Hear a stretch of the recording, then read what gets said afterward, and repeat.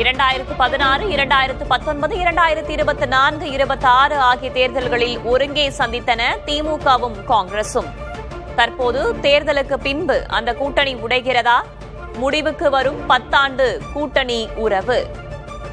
இன்னும் சற்று நேரத்தில் தமிழக வெற்றிக் கழகத்திற்கான ஆதரவு அளிக்கிறோமா இல்லையா என்பதை அதிகாரப்பூர்வமாக அறிவிப்போம் என்று முன்னதாக கிரீஷ் சோடங்கர் கூறியிருந்தார்.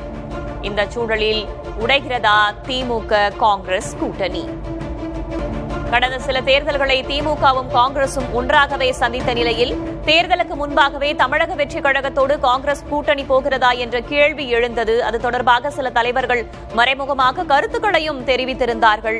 ஆனால் திமுகவுடனேயே தங்களுடைய கூட்டணி தொடர்வதாக காங்கிரஸ் பிறகாக அறிவித்திருந்தது. இணைந்தே தேர்தலையும் சந்தித்திருந்தன. தற்போது தேர்தலுக்கு பிறகு பெரும்பான்மைக்கு தமிழக வெற்றிக் கழகத்திற்கு இன்னும் உறுப்பினர்கள் தேவைப்படும் நிலையில் காங்கிரஸ் திமுக கூட்டணி உடைகிறதா என்ற கேள்வி. விஜய் முன்னுள்ள இரு வாய்ப்புகள். காங்கிரஸ் விசிக இடதுசாரிகளுக்கு கடிதம் அனுப்பிய தாவேக. பாஜக பின்னணி அதிமுகவா? காங்கிரஸ் விசிக இடதுசாரிகளா? தமிழக வெற்றிக் கழகத்தின் தலைவர் விஜய் முன் 2 தேர்வுகள் இருக்கின்றன. முன்னதாக காங்கிரஸ் விசிக இடதுசாரிகளுக்கு தமிழக வெற்றிக் கழகம் கடிதம் அனுப்பியதாகவும் தகவல்கள் தெரிவிக்கின்றன.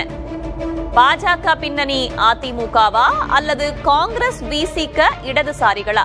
விஜயுடைய தேர்வு என்னவாக இருக்க போகிறது?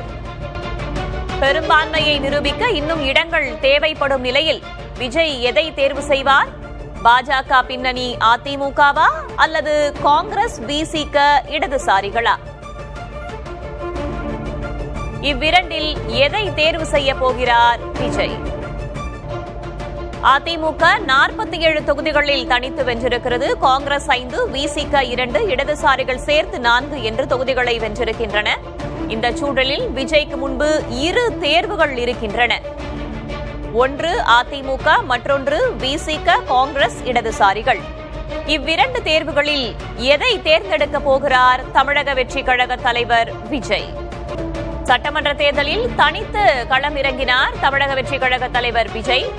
ஒருபுறம் தேசிய ஜனநாயக கூட்டணி பாஜக, பாமக, அமமுக, அதிமுக என்று தேர்தலை எதிர்கொண்டார்கள். மறுபுறம் திமுக, காங்கிரஸ், விசிக இடதுசாரிகள் இணைந்து தேர்தலை எதிர்கொண்டார்கள். தற்போது பெரும்பான்மைக்கு கூடுதல் இடங்கள் தேவைப்படும் நிலையில் விஜய் எதை தேர்வு செய்ய போகிறார்? பாஜக பின்னணி அதிமுகவா அல்லது காங்கிரஸ் விசிக இடதுசாரிகளா? விஜய் முன் 2 தேர்வுகள் இருக்கின்றன. அவருடைய தேர்வு என்னவாக இருக்க போகிறது? காங்கிரஸ் விசிக இடதுசாரிகளுக்கு தமிழக வெற்றிக் கழகம் சார்பில் கடிதம் அனுப்பியதாகவும் தகவல் வெளியாகியுள்ளது. ஒருபுறம் அதிமுக என்று எடுத்துக்கொண்டால் 47 உறுப்பினர்களை அவர்கள் வைத்திருக்கிறார்கள். மறுபுறம் காங்கிரஸ் விசிக இடதுசாரிகள் என்று எடுத்துக்கொண்டால் காங்கிரஸ் 5 இடங்கள், விடுதலை சிறுத்தைகள் கட்சி 2 இடங்கள், இடதுசாரிகள் 2ம் சேர்த்து 4 இடங்களை வைத்திருக்கிறார்கள். இவ்விரண்டில் தாவேக தலைவர் விஜய் எதை தேர்ந்தெடுக்க போகிறார்?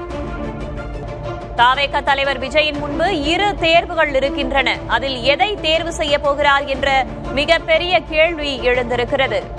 முன்னதாக காங்கிரஸ் விசிக இடதுசாரிகளுக்கு தமிழக வெற்றிக் கழகம் கடிதம் அனுப்பியதாகவும் தகவல்கள் தெரிவிக்கின்றன.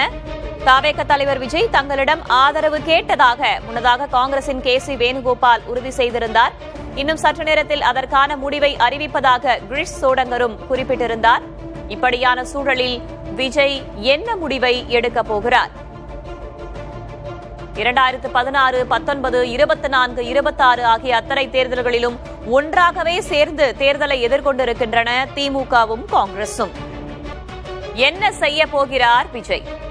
காங்கிரஸ் விசிக இடதுசாரிகளுக்கு தாவேக கடிதம் அனுப்பியதாகவும் தகவல் இருக்கும் நிலையில் எதை தேர்ந்தெடுக்க போகிறார்? பாஜக பின்னணி அதிமுகவா? காங்கிரஸ் விசிக இடதுசாரிகளா? திமுக தனித்து 59 தொகுதிகளில் வெற்றி பெற்றிருக்கிறது. இது ஒருபுறம் இருக்க, அதிமுக தனித்து 47 தொகுதிகளில் வென்றிருக்கிறது. மறுபுறம் காங்கிரஸ் 5 இடங்கள், விடுதலை சிறுத்தைகள் கட்சி 2 இடங்கள், இடதுசாரிகள் 2ம் சேர்த்து 4 இடங்களை வென்றிருக்கிறார்கள். எனில் விஜயுடைய தேர்வு என்னவாக இருக்க போகிறது? பாஜக பின்னணி அதிமுகவா அல்லது காங்கிரஸ் விசிக இடதுசாரிகளா?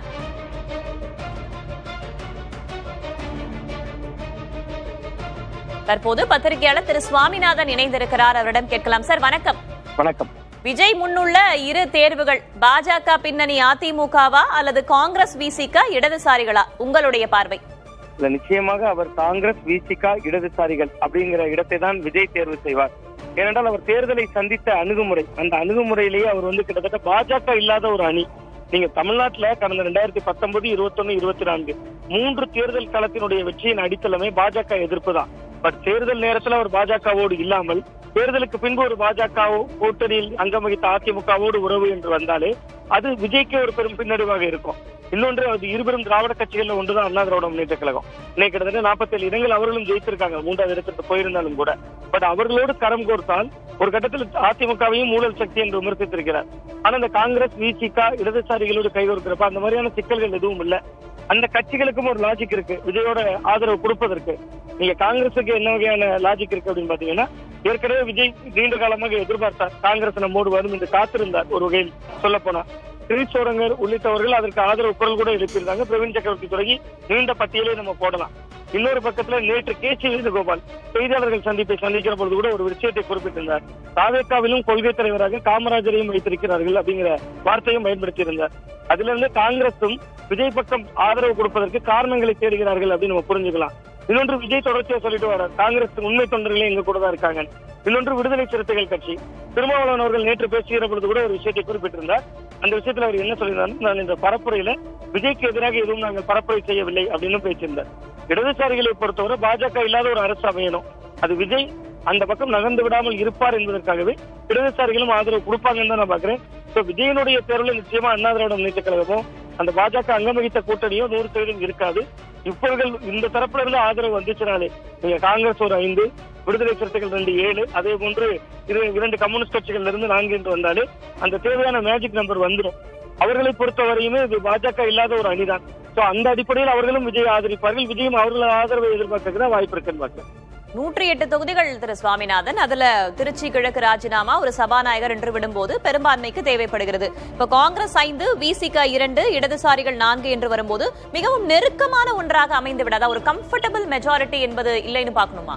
இல்ல, இப்ப நீங்க சேர்த்திருக்கக்கூடிய இந்த அணி, ஒருவேளை இந்த அணி அமைந்தால் காங்கிரஸ் கட்சி, விடுதலை சிறுத்தைகள், அதே போன்று மார்க்சிஸ்ட் கம்யூனிஸ்ட், இந்திய கம்யூனிஸ்ட் என்று ஒரு அணி அமைந்தால் இந்த அணியை பொறுத்த வரைக்குமே பாஜக எதிர்ப்பு நிலைப்பாட்டில் கொண்டவர்கள்.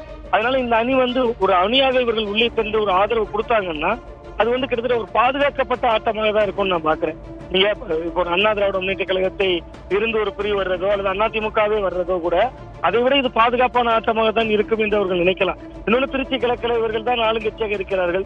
ஒரு புதிய வேட்பாளர்களை நிறுத்துகிற பொழுது காலப்போக்கில் அதுவும் வெற்றிகரமாக தாவேகா பக்கம் தான் நகரப்போகுது. அதான் நமக்கு களம் காட்டுது. அந்த அடிப்படையில் கூட இதை விஜய் அணுகுவதற்கான ஒரு வாய்ப்பு இருக்கு. இன்னொன்று, கிட்டத்தட்ட இது ஒரு நெருக்கமான ஆட்டமாக இருந்தாலும் கூட இதுதான் ஒரு மக்களால் ஏற்றுக்கொள்ளப்படக்கூடிய ஆட்டமாக இருக்கும் தான் விஜய் நினைப்பார் நான் பாக்குறேன். அதிமுக திமுகவை எதிர்த்து அரசியல் செய்துவிட்டு கடந்த காலங்களில் விமர்சனம் வைக்கப்பட்டது. தேர்தலுக்கு பின்பு இவர்கள் அதிமுகவோடு கைகோர்த்து விடுவார்கள், பாஜக அதிமுகவுக்கு பெரும்பான்மை தேவைப்பட்டா விஜய் போயிடுவார். இப்ப கால மாற்றம் விஜய்க்கு தேவைப்படுகிறது, அதிமுக வந்து விடுமான்னு பேசக்கூடிய சூழல் எழுந்திருக்கிறது. அதுல அது எது நடந்தாலுமே அது விஜய் கட்சிக்கு ஒரு பின்னடைவாகத்தான் இருக்கும். அவருடைய சாய்ஸ் இவர்களாகத்தான் இருக்க முடியும். விடுதலை சிறுத்தைகள் கட்சி, மார்க்சிஸ்ட் கம்யூனிஸ்ட், இந்திய கம்யூனிஸ்ட், கிட்டத்தட்ட காங்கிரஸ் கட்சி, இது கிட்டத்தட்ட பாஜகவுக்கு எதிரான கட்சி. அவர்களுக்கும் எந்த நெருக்கடியும் இல்லை. கடந்த காலங்களில் இருந்த அதே உறவு தான். கிட்டத்தட்ட பாஜகவுக்கு எதிரான ஒரு அணி, அதை கைகொடுக்கிறோம் அப்படிங்கிற புள்ளியில கடந்துருவாங்க. ஒரு சமரச புள்ளி இருக்கு அந்த இடத்துல. இதை நீங்க அதிமுக உள்ள வந்தாங்கன்னா, அதிமுகவுடைய ஆதரவுல வந்தாருன்னா அப்போ ஒரு சமரச புள்ளி இருக்கு. திமுக எதிர்ப்புங்கிற புள்ளியில இணைந்திருக்கிறோம். அப்ப திமுக இங்க பெரும்பான்மை வரப்போது அதுவும் இல்லையே. அப்ப அதிமுகவுக்கும் சொல்றதுக்கு ஒரு லாஜிக்கல் பாயிண்ட் வேணும். அதே மாதிரி தாவேகா அவர்களை அணைத்துக் கொண்டதுல சொல்றதுக்கும் விளக்கம் வேணும். ரெண்டுமே இல்லாத ஒரு சூழல் ஏற்படும். காங்கிரஸ் விசிக இடதுசாரிகள் தான் விஜயின் தேர்வாக இருக்கும் என்பது உங்களுடைய கருத்தாக இருக்கிறது. இணைப்பில் வந்தமைக்கு நன்றி திரு சுவாமிநாதன். ராகுல் குரலையை பிரதிபலித்த பிரவீன் தாக்கூர், எந்த தவறும் செய்யாமல் காங்கிரசுக்கு பாதிப்பு என்று மாணிக்கம் தாக்கூர் முன்னதாக பேசியிருக்கிறார். திமுக அரசுக்கு எதிரான தீர்ப்பு இது என்றும் மாணிக்கம் தாக்கூர் பேசியுள்ளார். முன்னதாக ராகுல் குரலையே பிரவீன் சக்கரவர்த்தியும் மாணிக்கம் தாக்கூரும் பிரதிபலித்திருந்தார்கள். எந்த தவறும் செய்யாமல் காங்கிரசுக்கு பாதிப்பு என்றும் திமுக அரசுக்கு எதிரான தீர்ப்பு இது என்றும் பேசியுள்ளார் மாணிக்கம் தாக்கூர். மக்களின் முடிவால் நிராகரிக்கப்பட்டவர்கள் என்பதையும் சூசகமாக பேசியிருக்கிறார் காங்கிரஸ் எம்பி மாணிக்கம் தாக்கூர். மக்களால் நிராகரிக்கப்பட்டது திமுக என்றும் அவர் முன்னதாக பேசியிருக்கிறார். தமிழ்நாட்டின் மீது பாஜக பார்வை என்றும் அவர் தன்னுடைய கருத்தை பதிவு செய்திருக்கிறார். பாஜகவை தடுத்து நிறுத்துவதே காங்கிரசின் இலக்கு என்றும் அவர் பேசியுள்ளார்.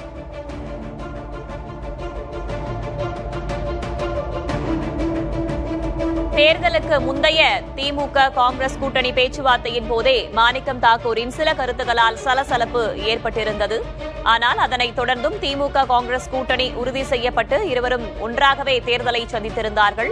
தேர்தலுக்கு பிறகு தமிழக வெற்றிக் கழகத்திற்கு பெரும்பான்மை உறுப்பினர்கள் தேவைப்படும் நிலையில் காங்கிரஸ் தமிழக வெற்றிக் கழகத்திற்கு ஆதரவளிக்கிறதா என்ற கேள்வி எழுந்திருக்கும் நிலையில் மாணிக்கம் தாக்கூரின் கருத்துக்களை நாம் ஒவ்வொன்றாக பார்த்துக் கொண்டிருக்கிறோம். பாஜகவை தடுத்து நிறுத்துவதே காங்கிரசின் இலக்கு என்று அவர் கூறியுள்ளார். மக்களால் நிராகரிக்கப்பட்டது திமுக என்றும் அவர் பேசியிருக்கிறார்.